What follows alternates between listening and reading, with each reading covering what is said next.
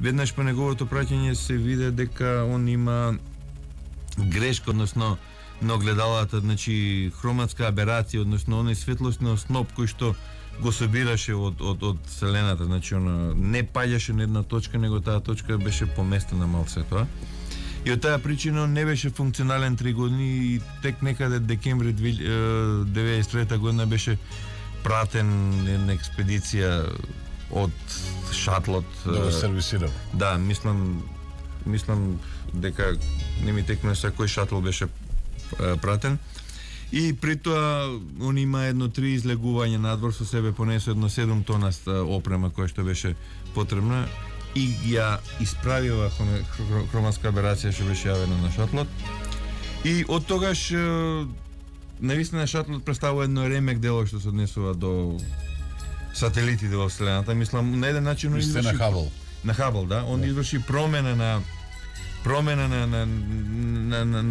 Вселената, мислам, промена на начинот на мислење на Вселената, затоа што он продре некаде околу, па како што вели нас и некаде околу 14 милиарди светлосни години, значи со помош на него беа откриени квазарите, беа сликани квазарите кои што се негде на периферија на сончевиот систем, значи отклика. И сега он самиот Хабл си има и свој рок на трајање, значи неговиот рок на трајање беше до 2005 година, меѓутоа он се пролонгира неговото, нели, векот му се проложи некаде до отприлика 2010 година сметаат, меѓутоа она што оваа поточно минатата година имаше период од едно 3 месеци која не беше функционален, значи не беше никако функционален, а сега постои се јавува и еден проблем со неговите батерии, значи оние панели кои што собираат, оние сончеви колектори кои што го снабдуваат телескопот со електрична енергија, значи веќе тие панели се на крајот од својот век на трајање и што се однесува до Хабл, мислам она е жалосно, најверојатно и он ќе заврши кој мир што заврши. Односно некаде после 2-3 години, значи он ќе биде соборен најверојатно во во Пацификот, понаму кај што беше, нели, и бутната и вселенската станица Мир. Еве не повторно во нашата сторија за Вселената и едно од моите последни или предпоследно прашање.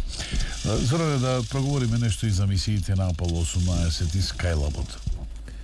Па, да, мисиите Аполо 18 мисијата Аполо 18 беше после мисијата Аполо 17, нели, кога декември месец 2002 година, кога НАСА на некој начин објави затварање на крајот на оваа мисија, на мисијата Аполо, значи летот према месечината. И сега после тоа НАСА заедно со Советскиот сојуз, мислам во тоа време, нели, 75 година ја направија таа историско помирување помеѓу овие две нации. Значи тоа на некој начин го означуваше и крајот на студената војна, кога и Советскиот сојуз во тоа време и Соединетите американски држави се сретнаа во Вселената, значи американците отидоа со Сатурн ракетата, додека советите мислам дека беа со Сојуз, тогаш таму они го направија тоа историско поврзување, мислам, помеѓу тие две нации. Сега во тоа време, нели, космонаутите беа должни, нели, да научат по некој збор од спротивниот јазик, за да може да се поздрават и да си направат тој муавет, иако тоа мислам на YouTube може да се најде малку изгледа и комишно, мислам, која комуницираат кои што не си ги разбират јазиците меѓу себе.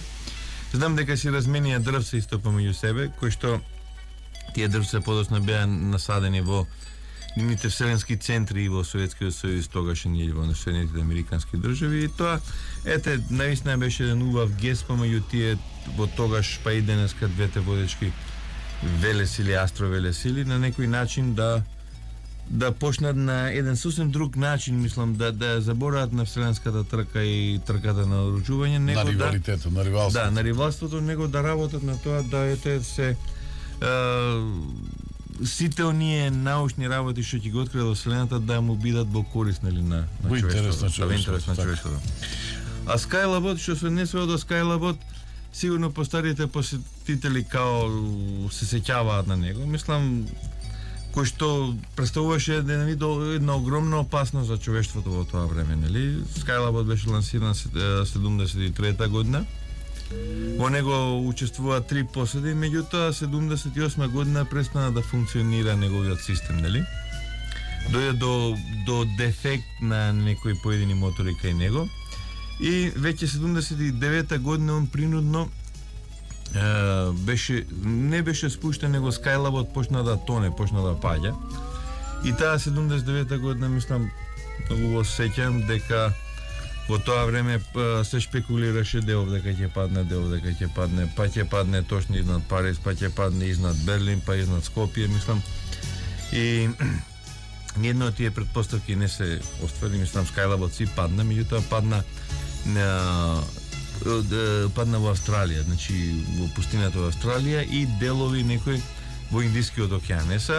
При тоа, значи сепак постоеше и жртва, мислам беше настрадала беше удрена една овца и овцата беше настрадана и исто така беше срушено едно бачило, старо напуштено бачило, мислам, во пустината во Австралија и со тоа се заврши, мислам, онаа приказка која што сигурно пола година ги држеше во неизвестност овдека жителите на земјата, тоа кај ќе падне првата и едина орбитална станица што има Соединетите американски држави.